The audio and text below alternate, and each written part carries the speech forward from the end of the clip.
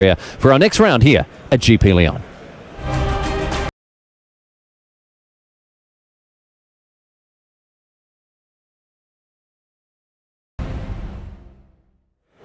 Hello my friends and welcome to continued coverage of GP Lyon. The format is modern. You're in the booth here with Riley Knight and alongside me Simon Gertzen. It is MTG Red Zone on your screen. Marcio Carvalho, he's playing Abzan, kicking things off with an Inquisition. And Malte Smits here is going to reveal a pretty spicy meatball, ladies and gentlemen. He is on Titan Breach, but he's got all sorts of stuff going on here, Simon. Yeah, it's been a while since we've seen, that's Hornet Queen, right? Hornet Queen. Hornet Queen in the feature match area.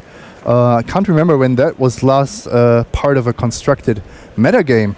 So actually not any targets for Inquisition of Kozilek for Marcio to choose from. No, just a little peek here without even getting to draw a card for Carvalho. Schmidt's obviously here down to 6 cards. Not where you want to be, but all the same, he's going to do his best to bring the heat, bring the pain. And I tell you what, Hornet Queen's a great way to stabilize with a card like Through the Breach. Yep, and as you can see, a strategic mulligan to get around Inquisition of Kozilek. Masterful play. Just kidding, of course, but if Inquisition fizzles that way, you've already negated your mulligan, so that's actually fine. Now, I do have the inside scoop on Malte Smits. He is from the limited capital of the world, Berlin. Oh, look at this. Carvalho is going to run it right back here after Smits drew a forest. So Carvalho with the Stone Cold Whiskey once again. The Portuguese player not having much luck here. No, but this is the right play unless you have Liliana of the Veil in hand and you want to discard that Inquisition to her +1 ability. If you don't, this is the one chance you have to snatch a 2-drop from your opponent's hand, because otherwise if they get to 2 mana, they will just cast their spells as they draw them. So I think even though it looks a bit weird, it is a defensible line of play. Essentially a dead card otherwise here, so Carvalho making hay while the sun, well, not quite shining, but maybe peeking out from the clouds a little bit there. In any case, Smits is a Berlin regular. He plays a modern almost as a specialist in the city there, and amongst I caught up with some of my old mates from Berlin there, Simon, and they were saying this guy really knows how to hustle and bustle in this format. Well, if somebody's bringing Hornet Queen to a modern tournament, they have to know what they're doing. Yeah, and he's 10-0, so he obviously knows something about the format that we don't here, because this guy's put together an incredible run and is up against one of the greatest players on the face of the planet. The 20th ranked Marcio Carvalho has had a very long and storied career here as part of the game of Magic the Gathering. Smits does find a 2-drop. A little bit late to the party here, although he's played perfectly around these Inquisitions here, Simon. Yeah, and he actually found the mana acceleration to now threaten Through the Breach next turn.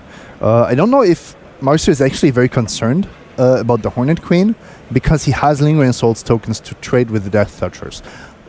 But you never know what happens if Malte, for example, just top decks a Primeval Titan. Hornet Queen just so... I mean, it costs so much mana, obviously, but it's so good against so many of the threats you'll see in Modern. It kills everything from Kitesail Freebooter all the way up to, Tarmogoyfs, Death Shadows, Gurmag Anglers, no worries. I mean...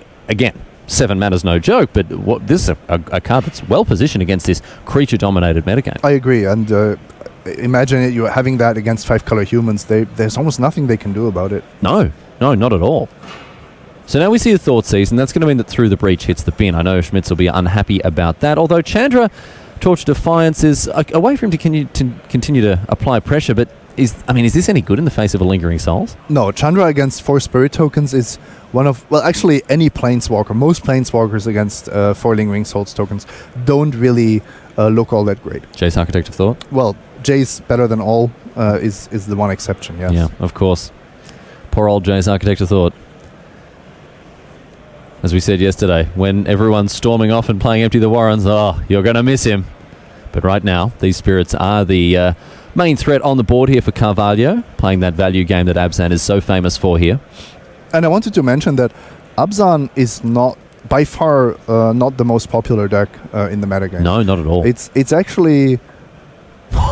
He's drawn it Through the Breach. And he didn't sacrifice the Tribe Elder? Just off the top, he's drawn Through the Breach, punished for not having engaged that rampant growth mode on his secured Tribe Elder. I guess if he'd engaged it, he may not have drawn the Through the Breach that was on the top of his line. No, he wouldn't, of course. But I still don't understand why you want to keep the Tribe Elder around. Sure, it's a potential chump blocker for the life-linking land, but there's also a treat of it. I don't quite get it, why you wouldn't just want the mana burst. there. So Chandra Torch of Defiance comes down here for Smits. Not sure how long she's going to stay around. Maybe just a little roadblock. And another through the breach off the top here for Smits.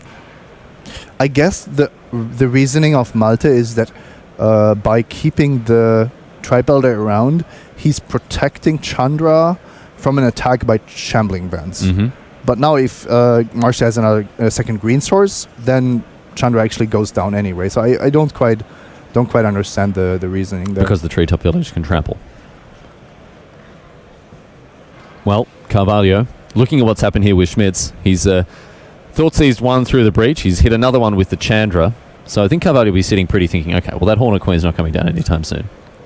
Little does he know, ladies and gentlemen. Little does he know that the third through the breach is currently in the hand of Malte Smits.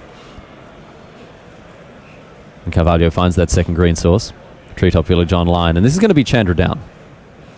Yeah, most likely. I don't see a reason why Marcio would not go for Chandra here. And that's why I didn't like this play. I would have expected Malte to just get a land, see what he draws, and if it's not something useful, you just have to pass the turn. It's not a great feeling, but deploying your Chandra for what is effectively deal 2 damage to your opponent, gain 5 life, I don't think it's worth it. Weirdest sort of lightning helix we're going to see here. Once again, keeping the Tribe-Elder around. What if you draw Primeval Titan? Well, getting in there as well, knocking Carvalho down to 10. Secure Tribe-Elder beats by the look of things here. Through the breach at the ready to deploy that Hornet Queen. I think a land in hand as well there for Smits at the end, at the back of his hand there. And just going to take it from these spirits. See what else Carvalho wants to get done here. Liliana of the Veil. Both players discard. And it's a Valakut here for Smits and another Liliana for Carvalho.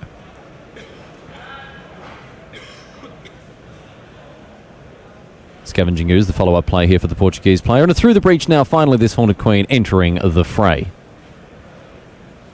Great card to play off through the breach. Oh, absolutely. Now he actually gets the benefit of having the Hornet Queen stick around, which probably means that we'll see him kill Liliana. Although 10 life by Marcio is not that much. It's not quite lethal, but it's not far off. If you top deck a Lightning Bolt here. Hornets at the ready here. And all of a sudden, Malte Smits, instant board, just add water. And he's got a huge board presence already. And these Death Touch 1/1s, again, so well positioned against so much of the format. Delve creatures, various go-wide aggro decks. They all die the same to the 1/1 Hornets.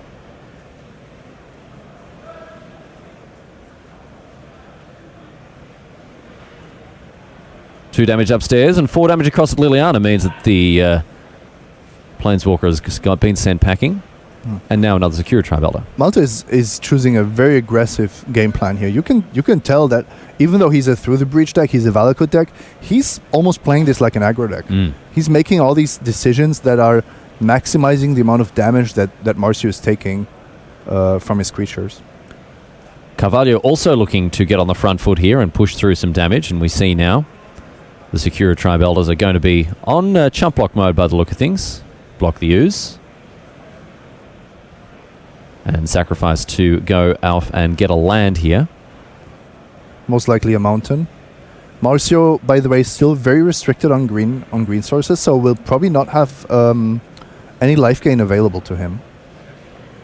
Did Malte engineer a situation where a top deck Valakut wins him the game?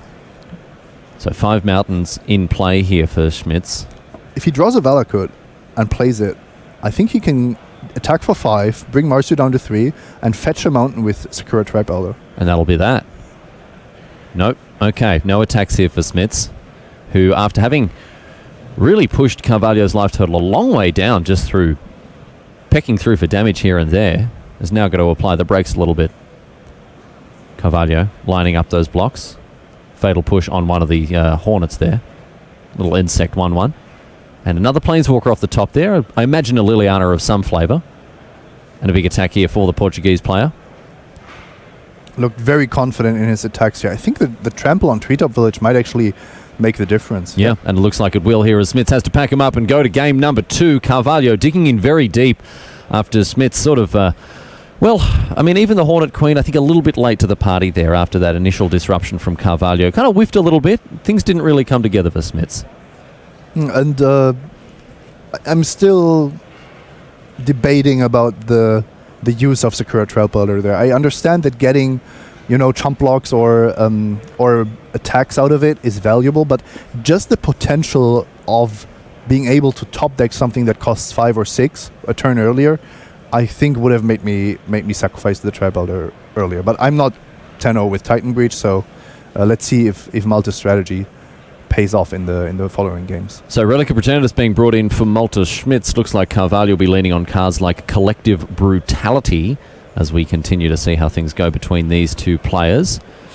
Traditionally, this is not a matchup you're happy to play with any kind of Abzan or Jund mid-range build, because you have a few discard spells, but what you can usually not prevent is your opponent going up to 5, 6, 7 mana and then being able to just top deck into these heavy hitters.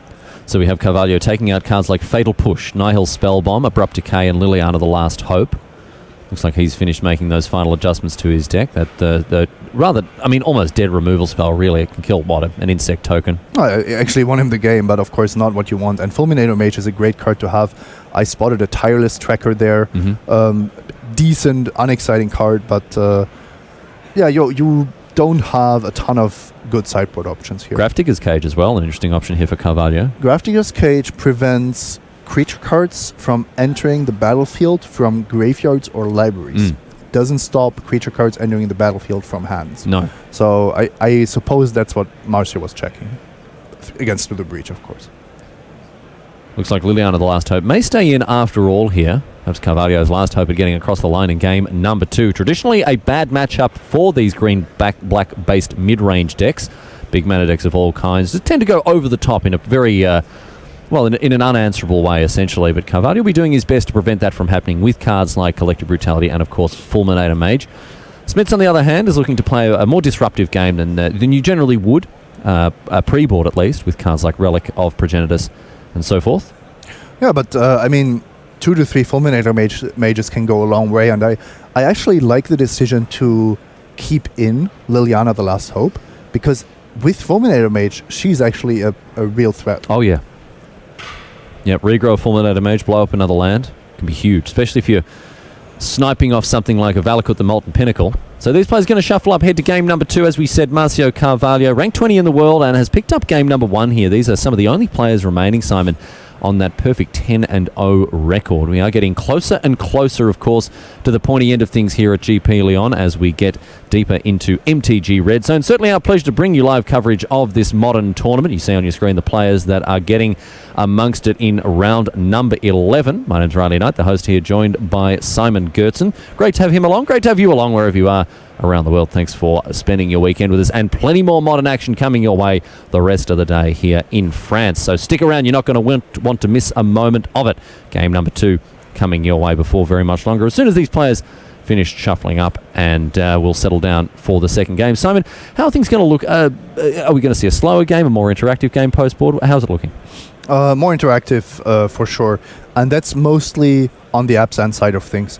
Marcio will want to have, a clock, but his deck is not really made for racing. So what he really needs, I believe, is just ways to destroy Malte's resources, his hand and his mana base. Thoughtseize into Fulminator Mage, Liliana, these kind of starts. Play that attrition game, get on the front foot nice and early with some of that disruption. Well, we'll see what Carvalho is working with here.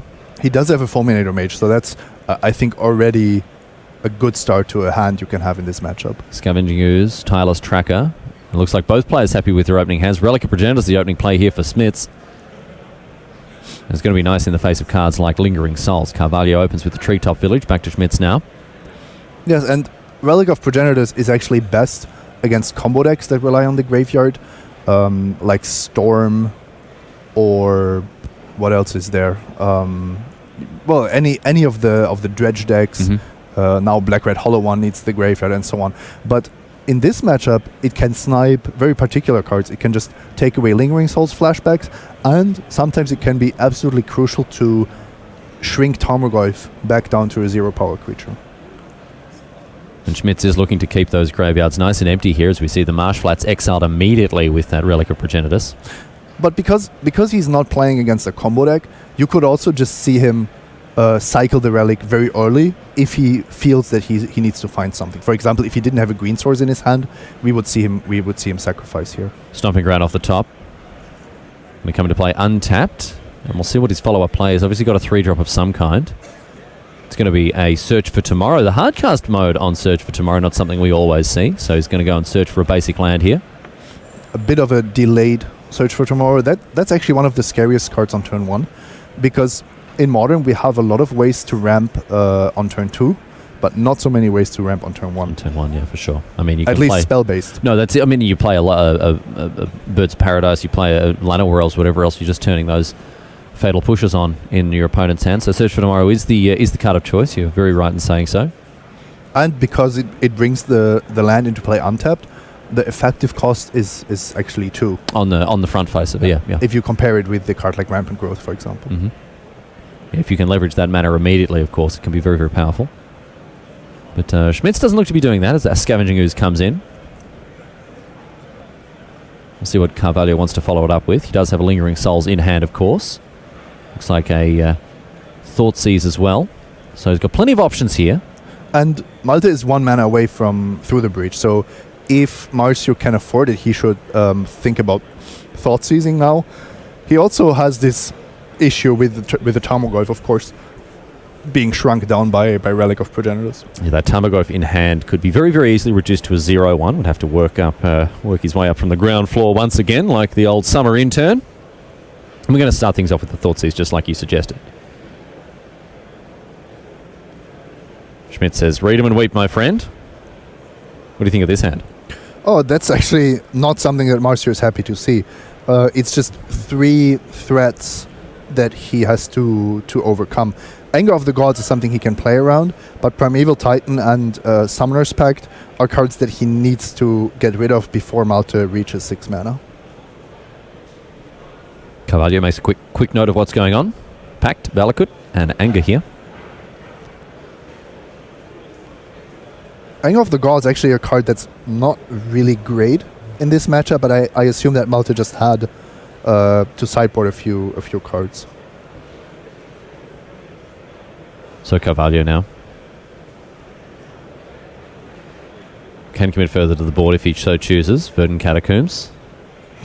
I would be very surprised to see him deploy a Tarmogoyf here that just runs straight into Anger of the Gods. So Relic of Progenitus means that Scavenging Ooze is going to eat up that Primeval Titan, and we're going to see a Search for Tomorrow into the exile zone as well, because Schmidt's actually targeting himself with that Relic. Mm-hmm. That's a smart play, because you want to shrink the Tarmogoyf as much as possible. And of course it's not a targeted effect, so that's exactly how it works. So Schmidt's now. Didn't see what he found at the top there, but he does have the Valakut in play. And he's going to follow that up with an Anger of the Gods. Okay. Aggressively deploying that card just to clear out that Scavenging Ooze, perhaps buy himself some more time, Simon. Yep, I like this a lot. It also doesn't add another card type to the graveyard. Now there are two sorceries. And that 3/3 Scavenging Ooze was kind of awkward to deal with already. And Malte has a Mountain in hand. So with Summoner's Pact, he is threatening Primeval Titan next turn. Yep. Snap off that Pact, grab that Titan, play it, pay for the Pact next turn, and already you're looking to be in good shape. Have 8 lands in play. And Marcio wants to draw a Thoughtseize, actually. That would be his best draw. If he draws an Inquisition, we actually have a nice little sub-game going on, where Malte kind of has to search for a Titan, but then can't cast it next turn because he will have to pay for the Pact. Yep. That gives Marcio 1 more turn to draw an answer. Ooh, Collective Brutality in hand is going to do more or less exactly the same thing here, however, Simon. Yeah, but There's also a Fulminator Mage, so that's maybe the easiest way to delay things by one turn. Just prevent it all from happening in the first place by the old Stone Rain here. And then if Malte is not looking at... if Malte doesn't have double green anymore, doesn't have 6 mana anymore, he might even feel forced to sacrifice the relic. So, Fulminator Mage, the play here for Carvalho. Very powerful option to disrupt opposing mana strategies. Carvalho exiling a Thoughtseize to that relic here. Back to Smits now. And we're going to see an upkeep destruction of the Stomping Ground here. Yep, which makes a lot of sense. And Malte might even be punished here. Whoa, he top decks the green source just in time once again. Wooded Foothills now. This game he has been really, really low on green sources. That's very true. He's managed to find another one in the form of Wooded Foothills. Collective Brutality now for Carvalho. I imagine we have to see a response here from Smits. I would be very surprised if we didn't. It's not perfect to have to skip your next turn paying for the pact. Of course, you would much rather play Titan next turn, but you can't just let Collective Brutality resolve. So Collective Brutality has been escalated by the look of things. Seems like Smits will be losing 2 life and Carvalho will be gaining it. Sometimes the difference between 18 and 19 is the difference whether you are getting killed on the spot by Valakut or not. So Marcio doesn't want to hardcast these Lingering Souls anyway. And also, yeah, critically putting yourself there at 19 is huge against things like a Scape Shift there. You're absolutely right. It's less about the 2 damage done to Smits and more about the 2 life that Carvalho gained. So, 2 mountains and a Primeval Titan revealed to that Collective Brutality, which is of course not exiled, as it only resolved after the Relic Progenitus activation. And Malte actually sacrificed the relic in response with the Lingering Souls in the graveyard. That's a very aggressive use of the relic. You do give your opponent the chance to take an instant or sorcery from your hand if you draw it. But should you not do that, then your opponent can play a land and immediately flash it back. Yeah, but are you very concerned about that? About a Lingering Souls flashback? I think that's actually one of the cards that you care about least. Seems like Malte Smits is indeed worried about it. Apparently, and that's why I'm confused. I think if you're Titan Breach, these 1/1 Souls tokens are kind of your least less relevant than him perhaps like ripping a Through the Breach or something there. Smallest concern, yeah, or just a Search for Tomorrow or something that could prove valuable in the later stage. So Smits paying for the pact there with that 4 mana. Had to go and fetch a Stomping Ground to do it, but no worry, no harm, no foul. And we now have Smits slowed down a fair bit by the forced deployment of that pact thanks to Collective Brutality. Carvalho still on 3 lands, counting up how many mountains Smits has got to work with here. And that's relevant if Primeval Titan comes down, if there are any triggers or not. Of course, if Malte has a mountain in hand, he does get 4 Valakut triggers, which will probably win him the game. He does indeed have a mountain in hand. I think Marcio also knows it. Yes. From the Inquisition. Yeah. The Collective Brutality revealed 2 mountains, so Carvalho knows what's up, to say the least here. And Smits is in a great position now to really try to turn up the heat on Carvalho. He's got 1 chance to respond. I think a Liliana of the Veil is what he's thinking about, but what does this card even really do? Yeah, it would do something if Malte didn't have all these backup cards in his hand, but with the board state as it is and with the knowledge that Marcio has, I don't think he has any chance to win here. He can only hope that he is allowed to Liliana of the Veil, the Primeval Titan, and maybe survive long enough, but it's a very long shot. So Tyler's Track of the Play now going to get Marcio Carvalho a little clue token here, but it's over to Smits, and now we're going to see a big turn here from the German. 3 mana and 6 mana, and let me check the clock. It is indeed prime time. Let's go and get out some extra lands here, and this is going to be really, really difficult for Carvalho to come back from here, Simon. Yes. Valakut checks for the 6th mountain, and there are 4 in play, 2 joining the party, and they effectively enter the battlefield simultaneously. So both Valakuts see both mountains, and that means 12 damage for Malte to distribute. Yep, and that's going to take care of that tireless tracker. A huge swing here for Malte Smits, looking to defend that 10-0 record in the face of Marcio Carvalho. Again, one of the most powerful wizards on the face of the planet here. And another copy of Vallejo, the Molten Pinnacle here. Oh no, sorry, he was just rearranging it there. He's got 2 copies still on the battlefield. And of course, Vallejo doesn't mind which type of mountain. Doesn't have to be a basic mountain, just a card that is a mountain. Cinderglade is fine, as is a Stomping Ground. Lightning Bolt in hand as well. So Arid Mesa is now going to represent a further double bolt here for Carvalho. And that's not quite lethal, but almost. It's getting very close now, especially as Smits has another actual bolt in hand.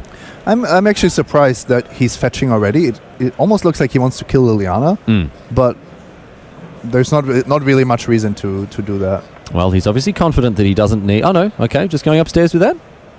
Okay, then I don't understand why he already fetched. I think that's something that which is just better to do on your opponent's end of turn, to keep your options a bit more open.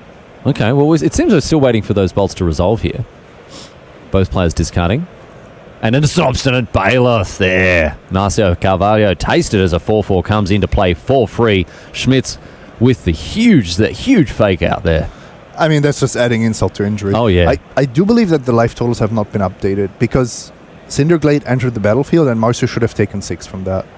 I believe that he's probably just dead to another red source. It's going to be very difficult here for Carvalho to find a way forward. It looks like Smits may have this one wrapped up. Double Valakut online here. And of course the Titan Breach deck's full of ways to find extra mountains. Through the Breach in hand. Not the best draw, considering his other card is Lightning Bolt. Oh, sorry, excuse me. It's Chameleon Colossus. Chameleon Colossus and Lightning Bolt are in his hand. So now suddenly the Liliana is looking kind of good again. I still don't understand what happened with the life totals. No, we do need to get that checked, actually. We're not exactly sure what's going on with the life totals. We're all over it. We're all over it like white on rice here, looking after it. Obstinate Bailiff going to eat up a double block here. Tarmogoyf ordered first, and they're going to trade off now. That Bailiff certainly did its work, coming in, gaining 4 life, taking care of a Tarmogoyf, and a Lightning Bolt on the Liliana. It's going to slow things down. Carvalho on 4, as you said, Simon. So a single mountain is going to wrap things up here. Yeah, but also a protection from black.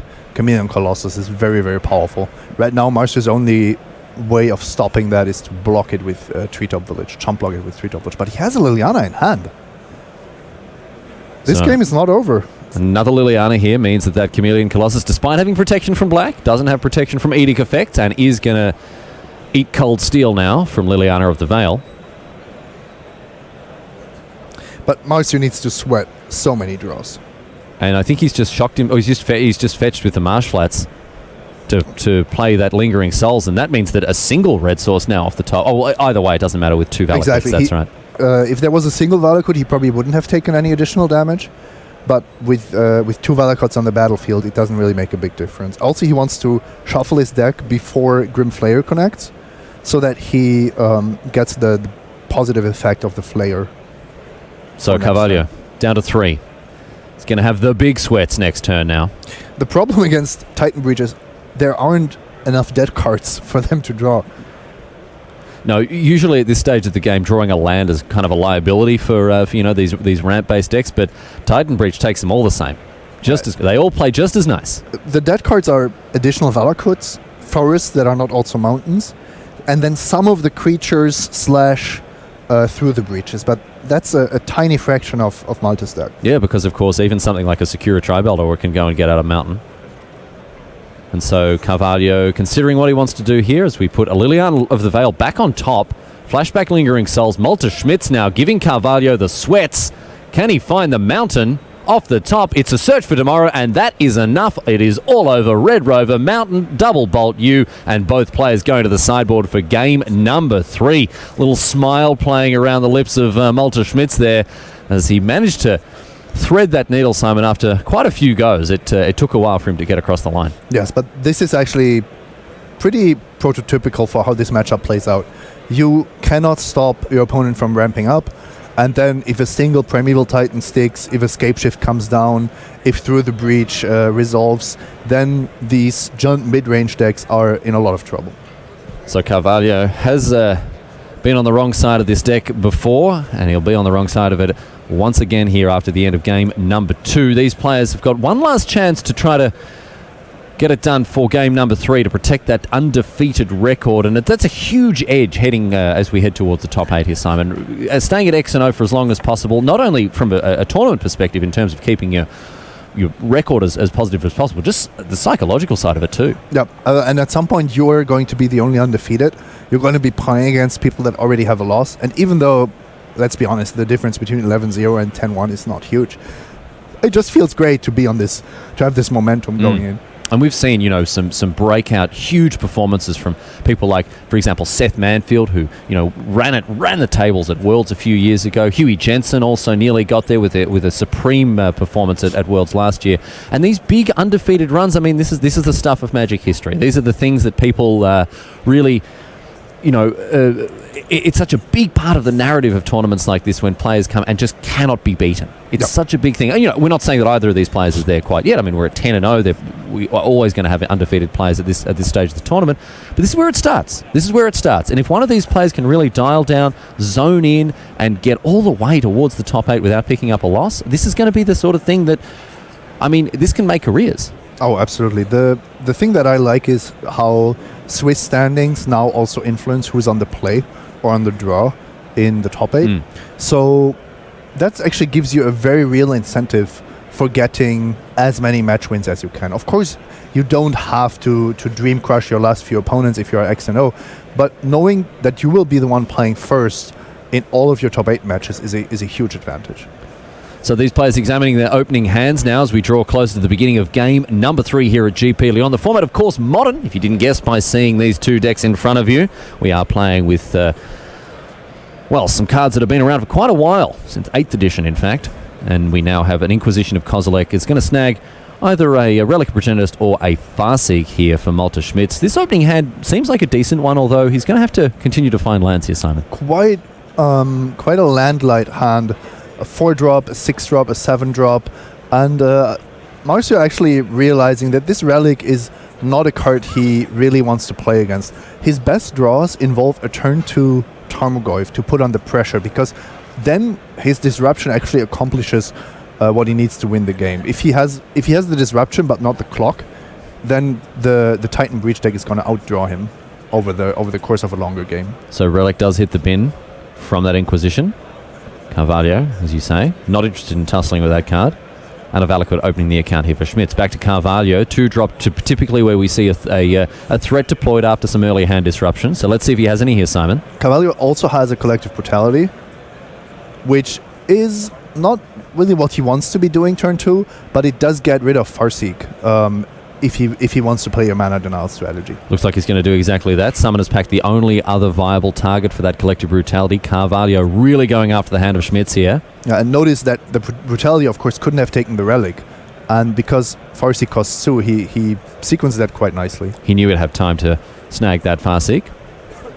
And Carvalho seems to be firing on all cylinders here. Smits cannot find that 3rd land. He's drawn an Anger of the Gods for the turn, which will be nice in the face of something like a Lingering Souls, but that doesn't look like it's on the cards. No, and Anger of the Gods is the card that surprised me the most coming out of Malte's sideboard. I think it's actually not how this matchup is won or lost. I like it in a lot of other matchups. Against Abzan, not so much. Cleaning up Lingering Souls token, maybe a pre-Delirium Grim Flayer. The card isn't at its best, although against a tireless tracker like this could do some work. We could see Schmidt just using it as a removal spell. Instead, it's going to be a Suspended Search for Tomorrow, freshly drawn, and does not have that 3rd land. Schmidt's falling behind a little bit here. A bit of tough luck there, stuck on 2 lands with a deck that is has so many mana sources. Yeah, 26 lands usually, or 27 lands these Titan Breach decks play here. Tireless Tracker now, with a Marsh Flats as the follow-up play, a perfect sequence. And look at that. Some dude perfect throws here with the clues rammed into play. And let's have a look at what's up next here for Carvalho. Going to draw a card off one of the clues. Grow up the Tireless Tracker to a 4-3. This card continues to be a constructed staple. Yep. Actually a bit surprising to me that it made the transition to Modern. But you see it here in some matchups, it's just utterly powerful. Yeah, 3 power a 3-cost 5-drop. Oh, jeez. I'll get there eventually, ladies and gentlemen. A 3-drop 5-power threat that drew him 2 cards. All for the low price of 7 mana across 2 turns. Easy game. So finally, Malte Smits finds that third land. And now Anger of the Gods is a dead card, as you can see here. Carvalho very quickly growing the tracker out of range. And a Summoner's Pact the play here for Smits. Oh wow, that's an aggressive Summoner's Pact. What's he going to find here? Sakura Tribe Elder. Well done.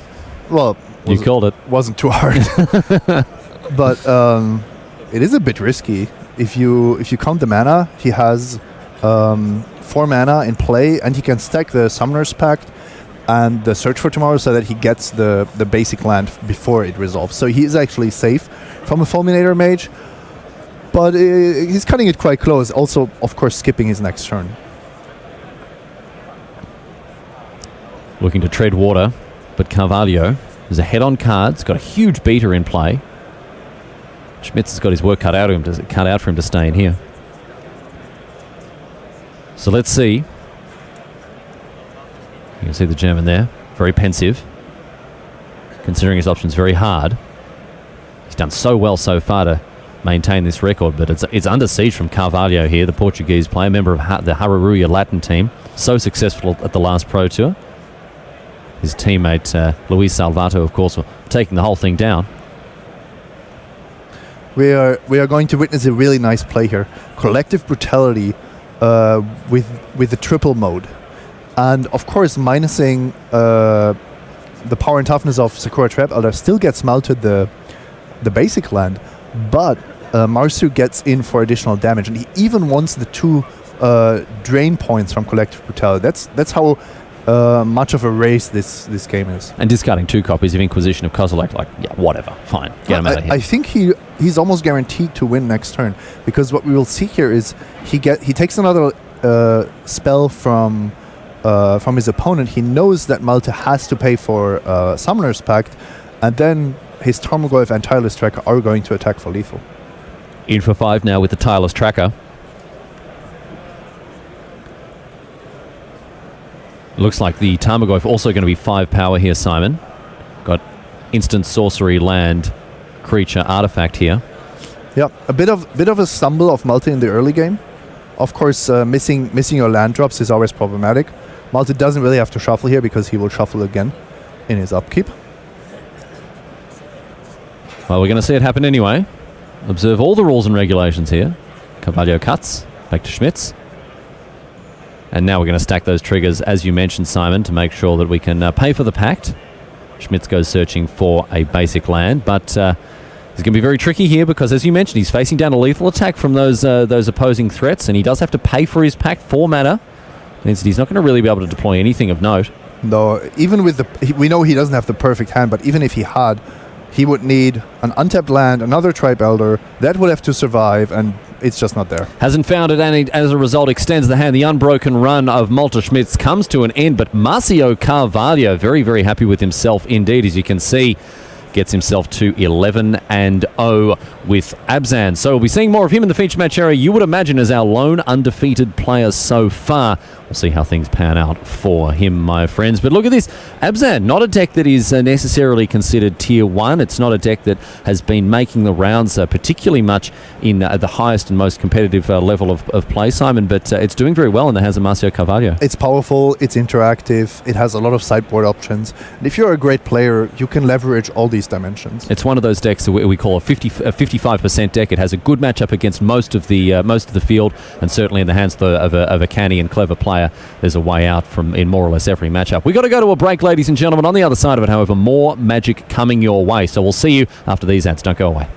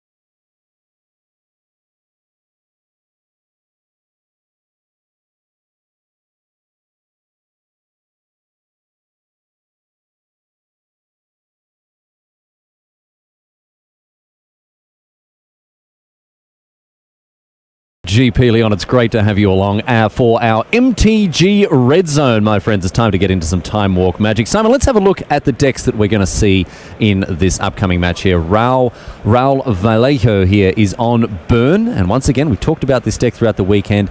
Straight up 4-ofs almost all the way down. A couple of copies of Grim Lavamancer and Skullcrack messing with the perfect neatness of our deck here, but all the same, this deck, it's mean, lean, ready to go. Yep, this is probably one of the easier deck lists for our deck visualization tool.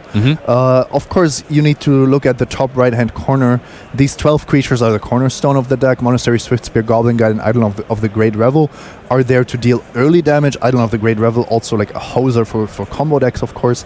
And then the rest of the game plan involves 1 and 2 mana spells to deal damage in most often chunks of 3. And we see traditionally these decks have played 3 colors. Usually there is a green splashed for something like, well, I mean, it used to be Ataka's Command, but that's fallen out of favor recently instead of, things like a Destructive Revelry in the board. Doesn't look like Vallejo is actually playing a Stomping Ground here. No, I would expect that it would be in the main deck if he had it. I think Destructive Revelry has also gotten quite a bit worse. There aren't too many matchups where you actually want it, and Affinity is seeing less and less play.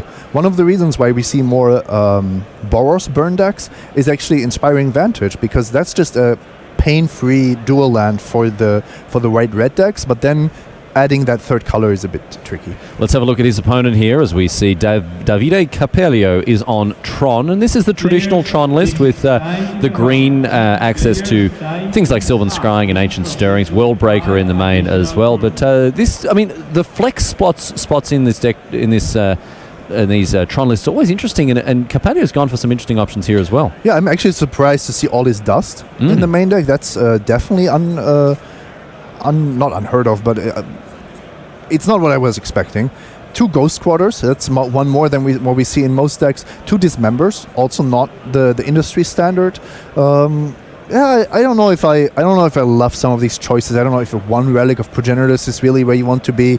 Not convinced that all his dust is all that great in the main deck.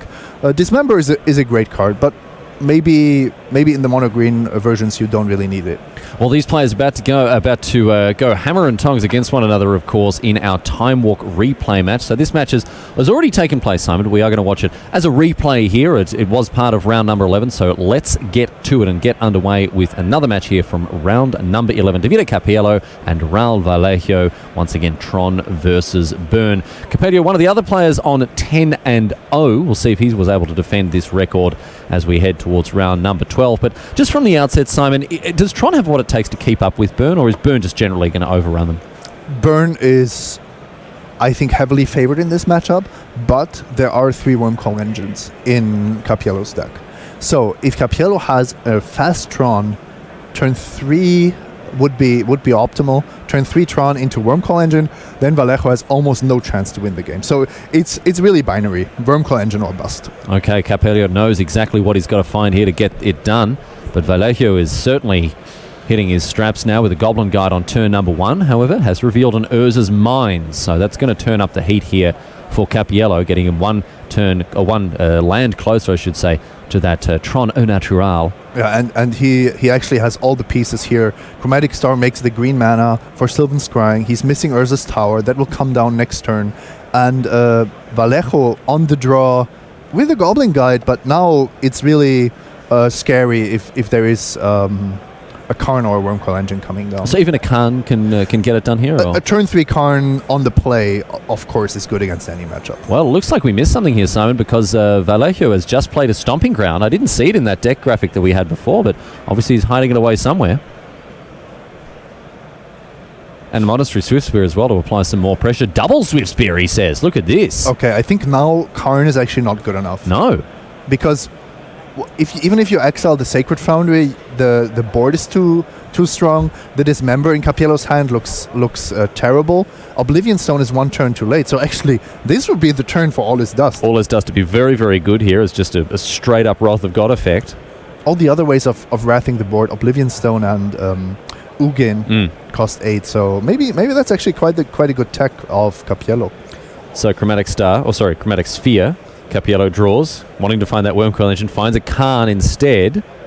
That's a really bad sequence of draws there. You invest 1 mana and then suddenly your Karn is uncastable. Okay, so we're going to see another Chromatic Sphere now. He does have Tron. I don't know. He should have a couple of mana floating here, right? Yes, now I think he has 2 mana floating. He didn't need to tap that power plant there. No, unless he wanted to make more green sources. There's okay. or he's making black. That's also a possibility. We can't hear what he's saying, so and it's in the past, so that would be kind of difficult. Yes.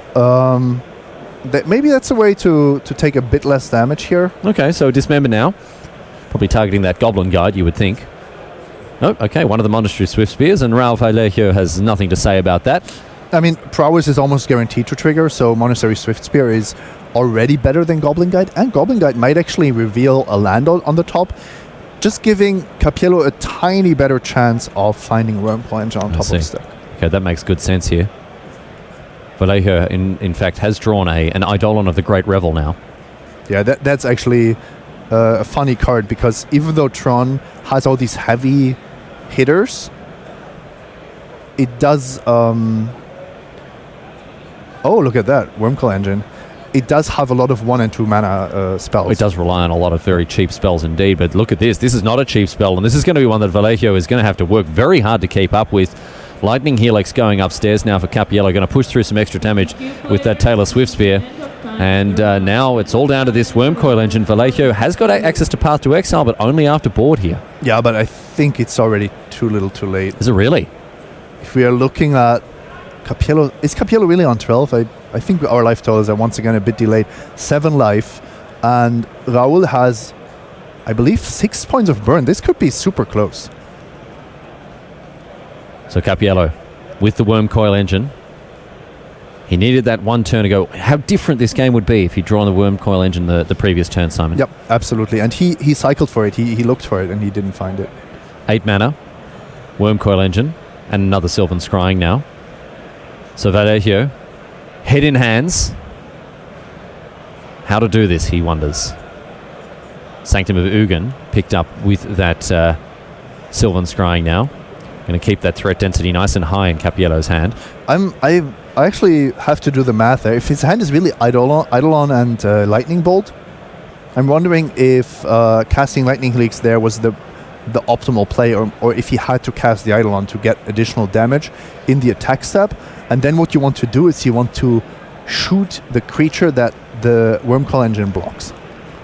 So they don't gain life. But now, because Vallejo doesn't have the Eidolon in play, he doesn't have that as a damage source. I'm not exactly sure how it would have worked out, because the Swift Spear, of course, wouldn't have triggered with Prowess. So, like I said, I can't do the math now off the top of my head, but it's a super close game, actually. Yeah, game of inches here, by the look of things. This Wormcoil Engine presenting an enormous problem for the burn player as a 6/6 lifelinker. I mean, it does a lot of other stuff too, but that's the main thing we're worried about right now, Simon. And if Vallejo, for example, attacks with both creatures here, Cappiello blocks 1, then Vallejo has him down to 2, but not lethal. So I think what Vallejo needs to do is he needs to play his Eidolon, he needs to say go, and then if Cappiello attacks, you want to block with one of your creatures and kill it. So, Eidolon of the Great Revel here.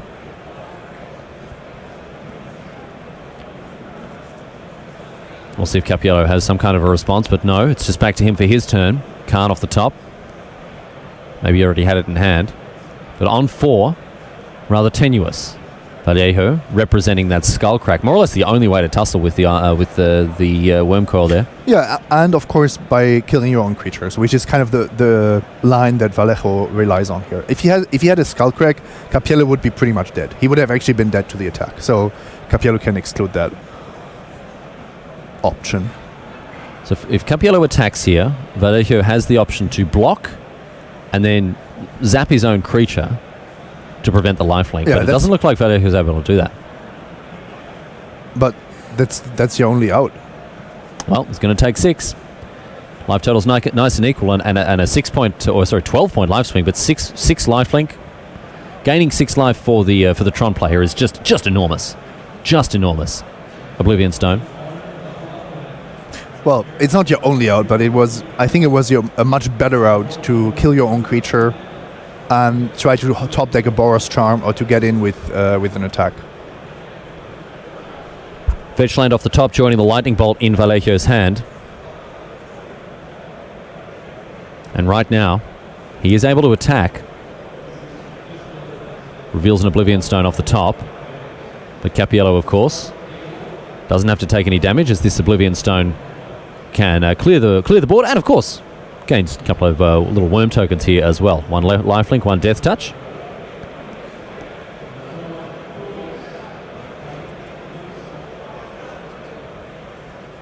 He's got the board all locked up. Oh no. Flipped an Oblivion Stone off the top. Luckily, already revealed to the Goblin Guide, so no need for any interference there. The Worm's getting in. 3 more life for Cappiello, 6 more damage for Vallejo here. No, easy choice to kill the life linking Worm. Now Cappiello on 8. You need to top deck 2 Boros Charms in a row without your opponent racing you or killing your white sources. Both of which I believe Cappiello can do here. Ancient Stirrings. Reveals an Urza's Tower. Not the greatest Ancient Stirrings there. I'm sure Cappiello would have been looking for a threat. But he's got a Khan. Going to sacrifice that Sanctum, go and find something else. What are we looking for here? Another Worm Call? Maybe an Ulamog. Yeah, he's just going to go after Vallejo's lands here. I expect him to exile the Sacred Foundry with Karn. You know that if your opponent has a card in hand, it's going to be an instant anyway. So plussing, I think, is not valuable. So let's have a look here. Going after the Stomping Ground here. Sure, he's going to Ulamog next turn, so that then Vallejo is going to be left without lands. So 2 lands in Vallejo's hand. And looks like Cappiello maybe going for the flawless victory here. No permanents in play for his opponent, as Khan and Ulamog can eat up those lands like a breakfast buffet here. The cheese stands alone. Cheese is going to be all in the stomach of Ulamog, the Ceaseless Hunger right now. And indeed, that will do it there for Raul Vallejo going down in game number 1. So Cappiello taking it out after chaining together threats that really did matter ultimately. We found the Wormcoil Engine, of course, the most impactful. Only with Wormcoil Engine, the Tron deck can hope to win game 1, but 3 Wormcoil Engines and 4 Ancient Stirrings, that's a lot of Wormcoil Engines. And even though it was 1 turn delayed, it was still enough to get there. Vallejo off to the races nice and early here with Monastery Swiftspear getting stuck in as early as turn number 1. See what Vallejo can follow this up with. Perhaps an Idol, and again, a card that you mentioned is actually uncharacteristically impactful against Tron decks. Yeah, especially on the play, they are effectively forced to play those cheap spells to get the consistency, to get the Tron. Of course, there's always the chance that they just play 3 lands and then a Karn, but you still want Eidolon in this matchup, especially on the play, I believe. Boros Charm getting in for 5 thanks to the prowess trigger of the Monastery Swiftspear. So Cappiello already down to 13. By the way, 1 last turn and 6 this turn. Sorry, go on. Goblin Guide did Cappiello a huge favor. By revealing that Urza's Mine when he already had a power plant in play. Yeah. It was like the Luna Park entry. The guy with there you see it on the screen right now. The guy's like eating up the minecart. Mm-hmm. Give me that minecart. But it did give him the pieces he needed there, Simon. You're right. Another Boros Charm for 5 here. And a Lightning Bolt for 4. This is an absolute demolition of Cappiello's life total. Yeah. Sometimes Magic is very easy. Sometimes Magic is very easy indeed. Cappiello has got a Nature's Claim in hand and nothing to cast it on here. Sylvan Scrying. Going to try to find something, but on 3 life, I mean, he has to fade so many cards. Vallejo has to be holding pictures, pieces of cardboard with no pictures of fire on them. Yeah. But a Boros Charm, in addition to a Skullcrack in hand, Vallejo has enough to get it done, and that is a very, very easy turn 4 win for Burn there. Yep. I mean, that's exactly the role of these creatures in the less interactive matchups. That Swift Spear dealt 1 damage on turn 1 and then 2 damage every following turn. It's a 1 mana 7 damage card. Game number 3 now, as we've split the first 2 games. 1 and 1. Cappiello on the play now with an expedition map. Being on the play here is also huge. It makes Eidolon so much less impactful. Turn 1 expedition map can't even be targeted by Destructive Revelry, and Cappiello might just have turn 3 Natural Tron. Well, not Natural Tron, but turn 3 expedition map fuel Tron. Tron a la carte. Oh, that's good. Thank you very much. Thank you very much. When did you make that up? Just then. I'm actually kicking myself for not having had that one done before, because obviously we have the Au Natural bit of gear, and that pairs very nicely with that there. You're going to have to speed things up now as we head further and further towards round number 12 so we can get a conclusion to this match. Going to get things on double time now. And Cappiello is going to have that turn 3 Tron should he want it. He's facing down a Monastery Swift Spear, which we saw just absolutely ruined him in game number 2, Simon, but a little bit worse on the play. Yeah. On the draw, excuse me. And just like that, this might actually be the worst Eidolon you can imagine. Cappiello not forced to cast any more cheap spells if he has a Wormcoil Engine or a Karn here. So Cappiello does have Tron a la carte, as we've decided to call it, and a Wormcoil Engine on turn number 3 is not what Raul Vallejo wants to see, and he's going to have to work very, very hard to get ahead of this, especially as he's going to be dinging himself now with all of those Eidolon triggers. Yep, and once again, this is actually interesting how to sequence this. You really don't want the Wormcoil Engine to connect. And Vallejo here is going to cast a Destructive Revelry to prevent that lifelink from happening. But of course, we do have Fire and Brimstone. But this line of play, I think, only makes sense if you now have a removal spell for the lifelinking worm.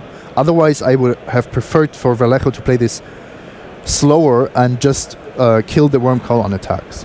Karn liberated now.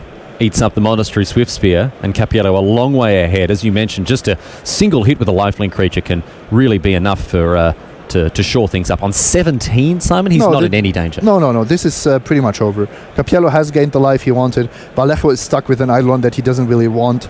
And also his hand, I think there's a Grim Lavamancer there.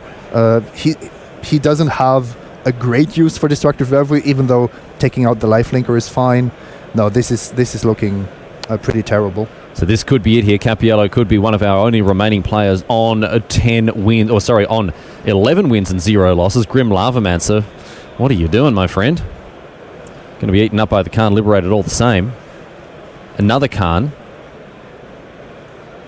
to take care of this Eidolon, and now these creatures are going to hustle and bustle nice and quick. Another Destructive Revelry on the worm that has lifelinking. I think I would have left my opponent with the Eidolon. Just let him suffer a little bit more. Let him be hoisted by his own petard there. Yeah, and then just lock him out.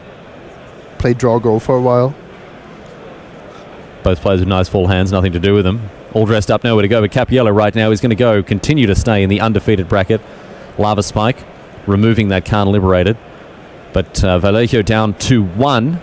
And an Ulamog the Ceaseless Hunger to really ram the point home with those two Sacred Foundries. And is that going to be enough here? Vallejo tanking hard. What can he do here? Threaten. Doesn't mind Boros Chum himself. We're very, very close to the conclusion of this game as augured by the fact that it has slowed back down to normal pace by the look of things. We had to speed things up here on Time Walk Magic, of course, a replay of some of the action from round number 11. Round number 12 coming your way very, very soon, my friends. Pairings are going up behind us, and we are going to get it up underway as soon as the players are seated and ready. Mateus Alokai and Tim Willoughby will be joining you for coverage of MTG Red Zone as we continue to get closer and closer to our top 8 card. Vallejo hard in the tank here now. Deep in those murky waters as Ulamog eats up those lands. Cappiello passes. Could pick his poison here. Boros Charm. Boros Charm you down to 11. Now he just needs to draw Gutshot and Hitogetsu's second right, and he has got the game in the bag. Plus a lot of lands he needs also. But Cappiello in a position now to push things home once and for all. Vallejo reveals his hand, and that is all she wrote. Simon Gertzen. Cappiello remains once again one of our undefeated players here at GP Lyon. There aren't many left. We're going to be tracking their careers with great interest, my friends, so stick around. You're not going to want to miss a moment of it. Simon, we've got to go to a break. Mate and Tim will be joining you guys in just a few moments, so stick around. You're not going to want to miss a moment of round number 12. We'll see you back here live at GP Lyon before very much longer.